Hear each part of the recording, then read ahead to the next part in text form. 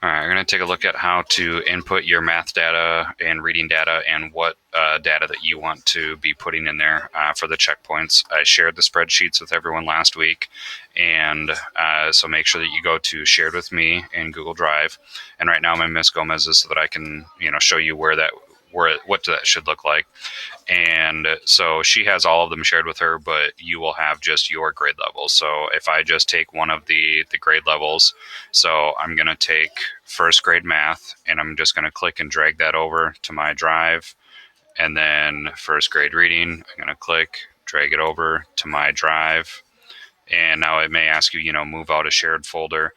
You can click OK. It's still going to be in that shared folder, but you're just adding it to your drive. When you click on documents, sometimes it doesn't always give you that icon up there at the top to add to your drive. So you can drag and drop it in my drive if it doesn't give you that. So if I look at it, okay, so here's first grade reading, and some reason the other one didn't come over. So first grade math, I can just click and add to my drive. And just to make sure that's in your drive, and sometimes it just takes a minute for that to show up in your drive. But we'll take a look at the reading one. So I'm going to go ahead and open up this spreadsheet. Now when I open it up, it's going to show all of the teachers here, and it's going to have averages will all be figured out automatically for you, so you don't need to do anything here. Once you input it on your spreadsheet, it'll automatically come there. So I'm going to click on Miss Cruz, and so Miss Cruz will go through, and all of you will just put your student names here. Now, what these different titles are: PR2. So this is at Progress Report 2. What checkpoint quiz did you take right before Progress Report 2? So that right now we are on Progress Report 2. You should be taking a checkpoint quiz this week. Put that checkpoint quiz in this column. Then when we get to the end of the first 9 weeks, you are going to put the benchmark test score here because that's at the end of the first 9 weeks.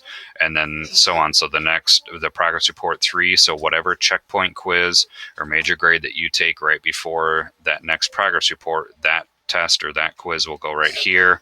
And then the next Progress Report, whatever quiz or test you take right before that score will go here. And then the second 9 weeks. So that's the information that you're going to be putting in here. Ms. Gomez is going to go back and input the TEKs for each of those later once we have those specific tests. And so that way you'll have that information.